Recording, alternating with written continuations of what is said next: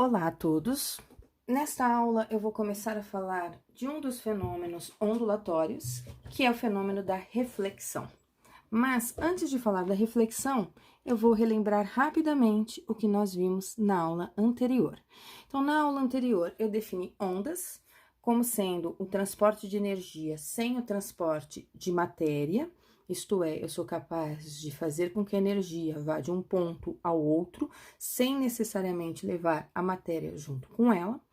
E aí nós classificamos as ondas de acordo com a natureza dela. Eu falei em 3 classificações: as ondas mecânicas, as ondas eletromagnéticas e as ondas do tipo gravitacional. Porém, eu fiquei mais atenta ao fato de que nós vamos trabalhar apenas com as ondas mecânicas e as ondas eletromagnéticas. A principal diferença entre a natureza dessas duas ondas é que a onda mecânica, ela obrigatoriamente precisa de um meio para a propagação da energia e ela não tem uma velocidade tão alta quanto comparada a uma onda eletromagnética. As ondas eletromagnéticas, elas têm por natureza oscilações de 2 tipos de campo, o campo elétrico e o campo eletromagnético, e elas não precisam de um meio para se propagar, elas se propagam na ausência de um meio, que seria o vácuo. As velocidades das ondas eletromagnéticas são altíssimas, em aproximadamente 300 mil quilômetros por segundo. Nós classificamos também na aula anterior as ondas em relação à direção de propagação. E aí nós classificamos em ondas longitudinais. Mostrei no caso da mola Slink, que causávamos uma perturbação em uma da extremidade e essa perturbação percorria a direção horizontal, fazendo com que a energia chegasse até a outra extremidade, porém cada pontinho da mola oscilava na mesma direção de propagação da onda, uma hora em um sentido, outra hora em outro sentido, mas a direção de propagação era horizontal também.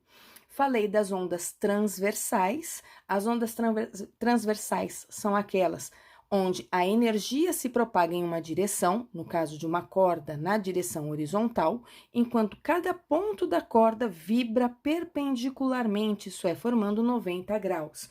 Então, tem uma vibração transversal, perpendicular à direção de propagação. Falei também na aula passada que essas ondas poderiam ser unidimensionais, bidimensionais ou ainda tridimensionais, isto é, o modo como essa energia se propagava poderia ser em apenas uma direção, que seria o caso de uma corda, onde eu causo uma perturbação em uma extremidade e a energia vai em uma única direção, se propagando pela corda.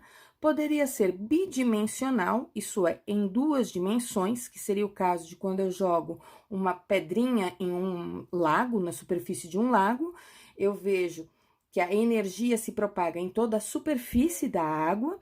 Pode ser ainda tridimensional, que é o caso do som, por exemplo, onde as ondas sonoras se propagam ocupando as 3 dimensões do espaço. Falei também na aula passada do que era um raio de onda. Um raio de onda nada mais é do que uma seta que indica para mim para onde essa energia está se propagando, mas eu não mencionei na frente de onda. O que seria essa tal de frente de onda? Ela é uma fronteira, é uma região que limita onde termina a onda, ou onde começa a onda, e a região do espaço que ainda não foi atingido por ela. Na aula de hoje eu vou pôr algumas figuras onde eu posso mostrar um pouquinho melhor as frentes de ondas e posso até fazer um esboço dos raios de onda. Então, nós classificamos as ondas na aula passada deste modo.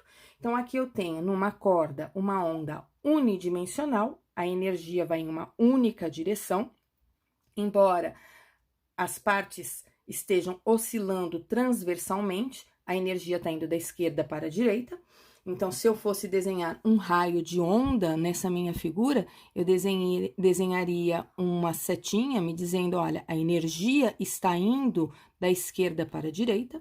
No caso da superfície do lago, provavelmente a perturbação foi causada por algo que caiu aqui, né? Perturbou nessa região, e aí eu desenharia os raios de onda como sendo setas, indicando que a energia está se propagando aqui para todas as direções na superfície do lago, Então, isso aqui seriam os raios de onda. E aqui eu tenho a onda tridimensional. Na verdade, deveria ser uma esfera completa, mas aí eu peguei uma figura me mostrando que os raios de onda, ele se propaga em todas as direções do espaço, se propaga tridimensionalmente. Então, eu teria que desenhar aí raios de onda em todas as direções, ok? Lembrando que raio de onda não é um vetor, é apenas uma seta que me mostra para onde a energia está se propagando. Na aula passada, eu falei também do cálculo da velocidade de propagação de onda e fiz algumas classificações, mas eu não falei deste cálculo aqui, desta velocidade de propagação nas cordas tensas, e aí eu vou aproveitar a aula de hoje, antes de falar de reflexão, para falar sobre a velocidade de propagação de ondas transversais em cordas tensas. Então, na aula anterior, eu mostrei para vocês uma figura semelhante a essa, e o número de oscilações completas me diz a quantidade de ondas que eu tenho na minha figura. Uma oscilação completa é quando eu vejo um ponto se repetindo novamente na onda para completar a oscilação. Então, aqui nessa minha figura, eu teria uma, duas, três ondas, três oscilações completas. Eu comentei com vocês que se isso é uma corda, a distância entre a corda parada e o ponto mais alto, ou a distância entre a corda parada e o ponto mais baixo, isso é chamado de amplitude. Aqui eu tenho uma onda se propagando da esquerda para a direita. Os pontos mais altos são chamados de cristas, os pontos mais baixos foram chamados de vales. A distância entre dois pontos que se repetem em uma onda são chamados de comprimento de onda, e nós representamos pela letra do alfabeto grego lambda. Então, a distância entre duas cristas me dá o lambda, o comprimento de onda. A distância entre dois vales também me dá o lambda, que é o comprimento de onda. A distância aqui na vertical entre uma crista e um vale é 2 vezes a amplitude, é o dobro da amplitude, ok?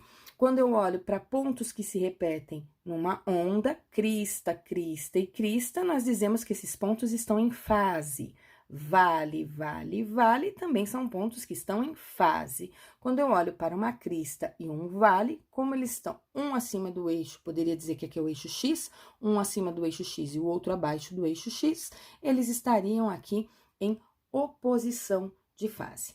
Para calcular a velocidade da onda, eu tenho que pensar qual foi a distância que essa energia percorreu, isso é, desde a mão de quem promoveu a oscilação até a parede na qual ela atingiu. Então, a energia percorreu essa distância nós chamamos de ΔS, e para percorrer essa distância, ela demorou um intervalo de tempo ΔT.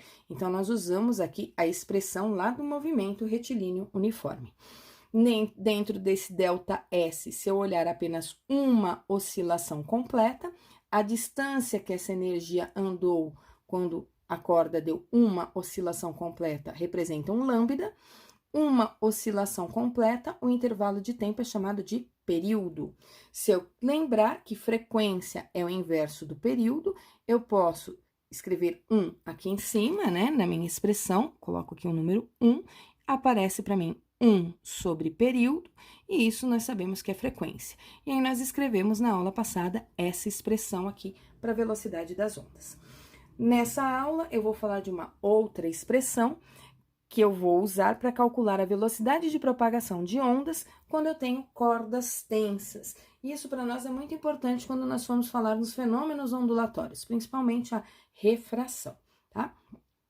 Tem uma outra expressão que diz que a velocidade de propagação da onda numa corda que está presa nas suas extremidades, ela é calculada como a raiz quadrada da força pela densidade dessa corda. E essa densidade é o que nós chamamos de densidade linear. Aqui eu tenho uma dedução para vocês, mas eu vou fazer essa dedução agora durante a aula, mas eu já estou deixando aqui o slidezinho pronto para vocês. Eu mudei a tela, só para poder fazer a dedução para vocês. Então, imaginem vocês que eu tenha uma corda, essa corda tem suas dimensões. Que dimensões seriam essas? Seria um comprimento que eu vou chamar de comprimento L. Essa corda também tem massa, e a massa da corda eu vou chamar de M.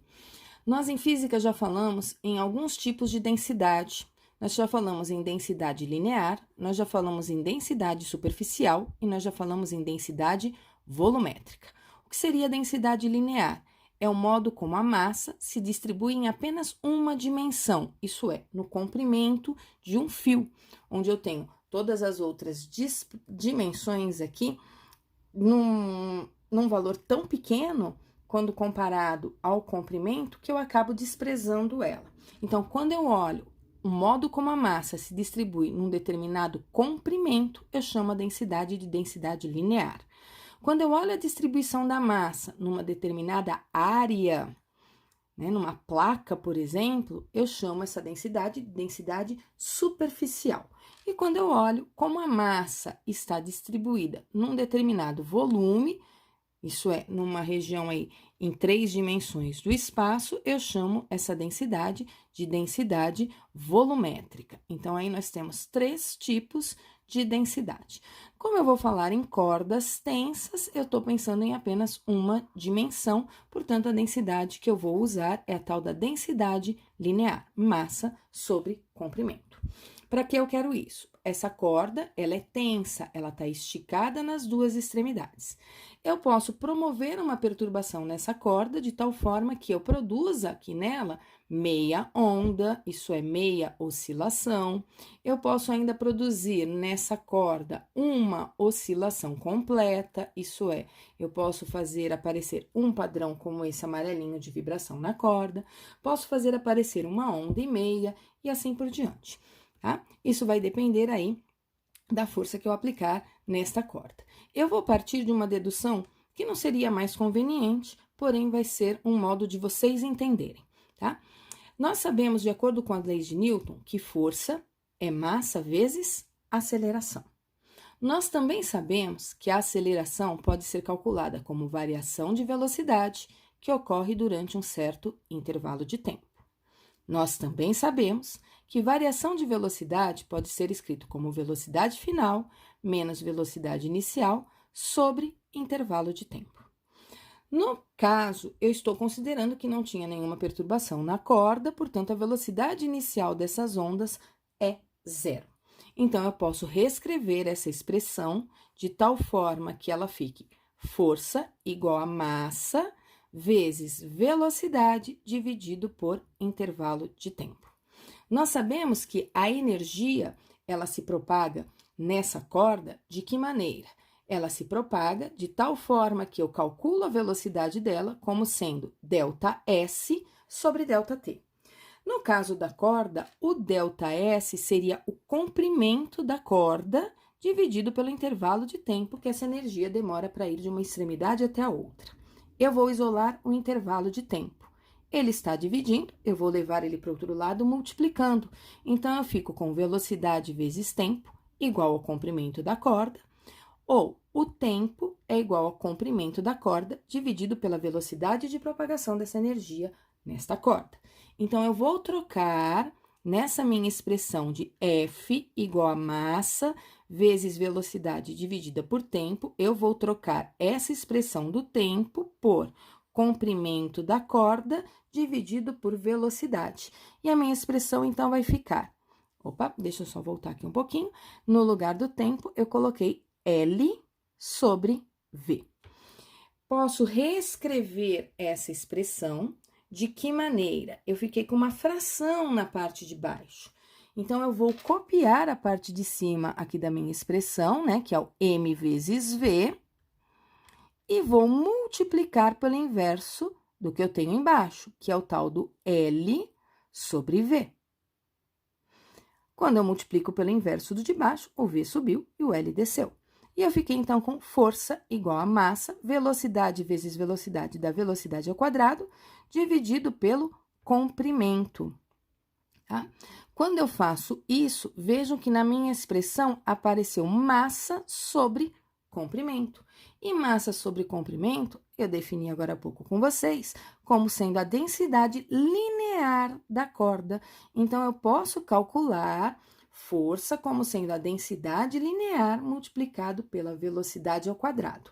ou dizer que a velocidade vai ser calculada como a raiz quadrada da força dividido pela densidade. Lembrando que essa densidade é a densidade linear. Unidade de força é Newton, unidade de massa, quilogramas, unidade do comprimento da corda, metros. Eu preciso estar trabalhando no sistema internacional para que a velocidade tenha como unidade metros por segundo nesses casos, ok? Agora eu vou voltar aqui para os meus slides. Eu já deixei para vocês um slide pronto, né? Com essa deduçãozinha, caso vocês precisem anotar aí no caderno de vocês. O que eu não falei na aula passada e que eu preciso retomar agora um pouquinho com vocês. Sempre que a gente olha para uma corda, como a gente sabe se um ponto desta corda está subindo ou se ele está descendo? Isso vai depender da direção de propagação dessa corda. Nesta corda que está desenhada aqui em azul, a propagação da onda está sendo para a direita. Se a propagação da onda está sendo para a direita, vamos supor que eu marque aqui um ponto A, marque aqui um ponto B, marque aqui um ponto C e marque nessa corda um ponto D. Como é que eu sei se A está subindo, A está descendo, B está subindo, B está descendo? Eu sempre vou imaginar uma onda num intervalo de tempo de 1 milésimo de segundo após essa onda, essa energia ter passado por aqui, tá? Então, a energia passou. Nesse instante, o ponto A está nessa posição, eu vou imaginar alguns segundos depois, eu sei que a energia se deslocou para a direita, então, se a energia se deslocou para a direita, é como se eu tivesse a oscilação acontecendo agora, dessa forma aqui, que eu estou desenhando em vermelho. O que significa que o ponto A vai descer, o ponto B vai subir, o ponto C também vai subir e o ponto D vai descer. Imaginem que eu mostre para vocês uma figura que seja mais ou menos essa oscilação, dizendo que a propagação dessa onda é para a esquerda, a velocidade dela é para a esquerda. E eu marque aqui um ponto A, marque aqui um ponto B, coloque aqui um ponto C e um ponto D e pergunte para vocês, o A está subindo ou o A está descendo? Não é para imaginar que isso aqui é uma montanha russa. O que vocês vão fazer? Vocês vão imaginar, a energia está indo para a esquerda. Então, alguns milésimos de segundos depois, essa oscilação vai estar ocorrendo dessa forma aqui, ó. Imagina a minha onda deslocada um pouco para a esquerda. Se a minha onda está deslocada um pouquinho para a esquerda, eu desloquei ela para cá, o ponto A vai vir para essa parte pontilhada. Então, ele vai subir, é uma onda transversal. O ponto B vai estar descendo. Ó, o ponto C, também aqui na minha figura apareceu descendo. O ponto D vai estar subindo. Então, façam aí o desenho de vocês corretamente, para vocês saberem interpretar direitinho se os pontos na corda estão subindo ou estão descendo, no caso aí das ondas transversais. O que eu quero falar para vocês nessa aula? Olha, já se passaram 18 minutos, né? E eu ainda não falei do fenômeno da reflexão. O que vem a ser o fenômeno da reflexão? O fenômeno da reflexão é aquele no qual eu tenho a energia se propagando sem mudar de meio material. E ela vai atingir uma superfície e retornar para o próprio meio onde ela está.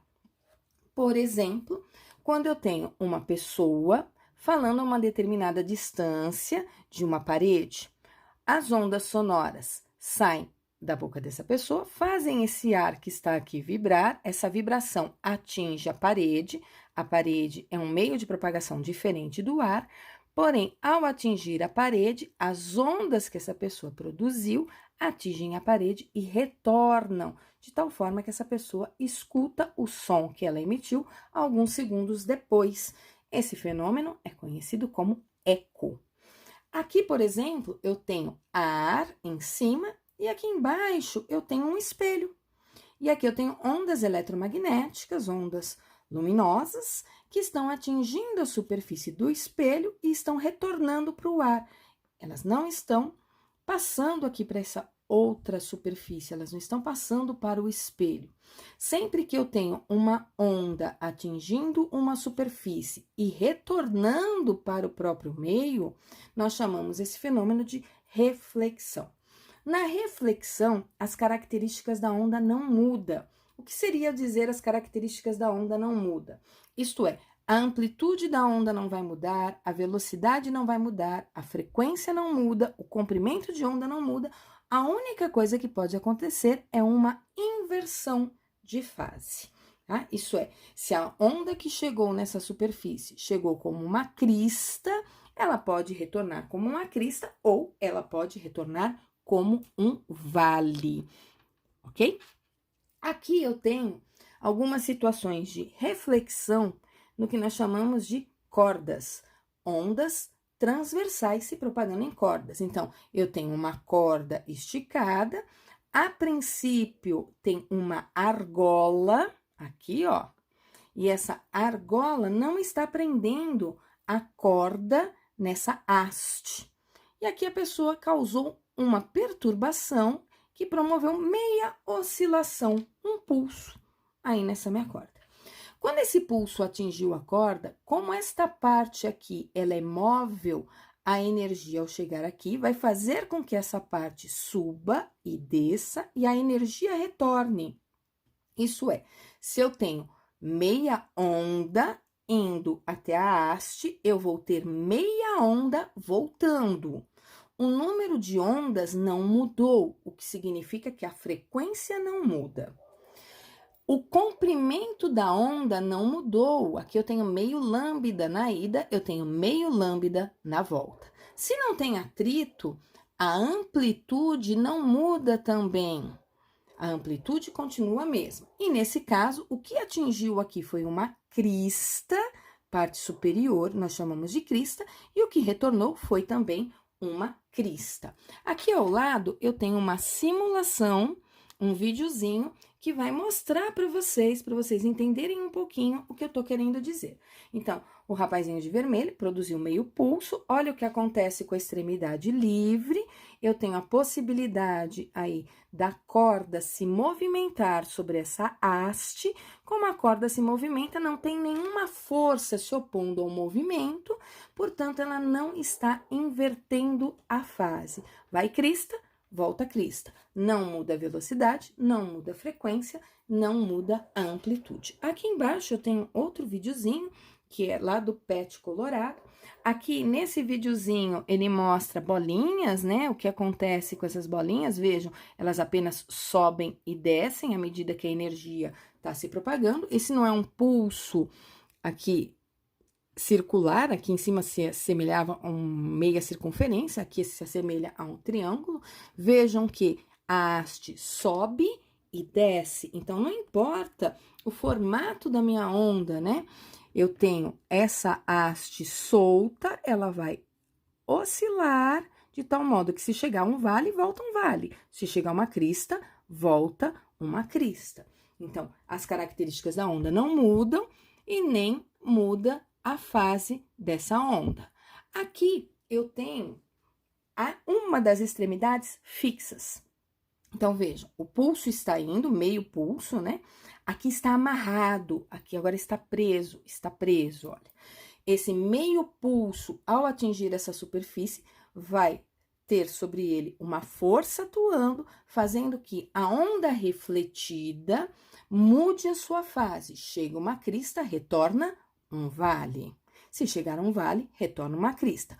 O comprimento da onda não muda, o número de ondas que eu tenho na ida e na volta não mudam. Então, se não mudou o comprimento, não mudou a amplitude, não mudou a frequência, não mudou também a velocidade de propagação. E aqui eu tenho o mesmo simuladorzinho para mostrar para vocês. O homenzinho aqui de azul agora promoveu um pulso, vejam. O que acontece com esse pulso? Ele volta em oposição de fase. O que chegou como crista, retorna como um vale. E se chegasse um vale, ele retornaria como uma crista. Aqui embaixo, no vídeo de baixo, eu tenho a simulação do PET colorado. Aqui ele tá preso, olha, nas duas extremidades, ok? Como está preso nas duas extremidades, vejam que tem reflexão nas duas extremidades. Se tem reflexão nas duas extremidades, ele inverte duas vezes, né? Então, ele chegou como vale, voltou como crista. Vou começar aqui de novo a simulação. Chegou como crista, volta como vale. Chegou aqui como vale, voltou como crista. Por que que ele inverte a fase? Porque essa superfície aqui está aplicando uma força, fazendo com que ele tenha essa inversão, ok? Então, a reflexão, ela tem duas leis, a gente vai trabalhar bastante com isso em ótica geométrica, né? Aqui eu tô trabalhando com ondas bidimensionais, por exemplo. Uma das leis que nós vamos trabalhar, aqui eu não tô falando na corda necessariamente, mas eu posso estar falando em qualquer onda que esteja incidindo em uma superfície.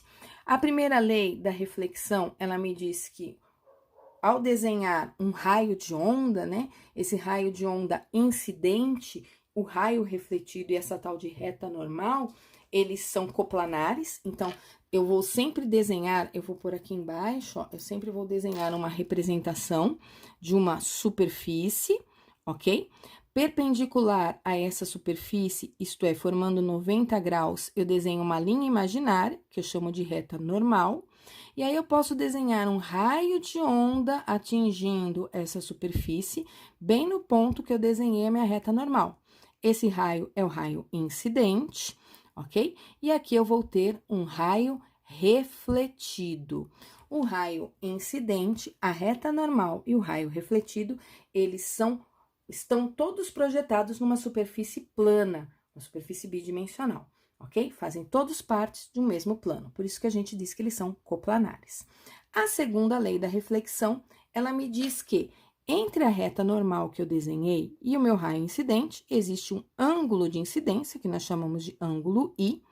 Entre o raio refletido e a reta normal, existe um ângulo, que seria o ângulo de reflexão, e o ângulo de incidência e o ângulo de reflexão, eles são ângulos iguais.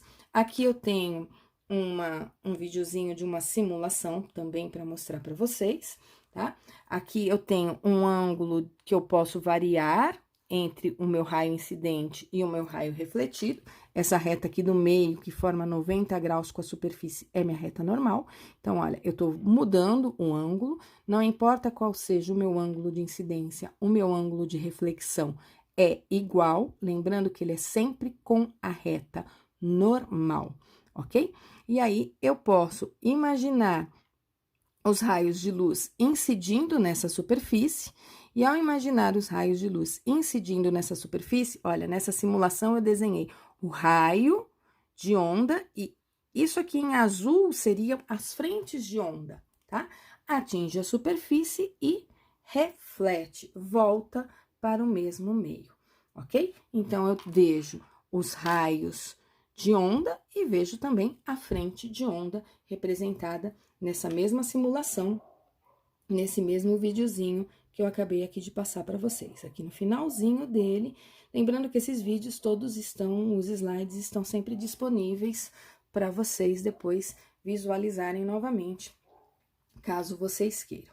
Então, na reflexão, nós temos duas leis. Reta normal, raio incidente, raio refletido são coplanares, ângulo de incidência e ângulo de reflexão são iguais, ok? E esse era o assunto da aula de reflexão que eu queria comentar com vocês. Eu vou deixar mais um videozinho falando de algumas questões comentadas até aqui de ondulatória. Então, até a nossa próxima aula de questões comentadas de ondulatória.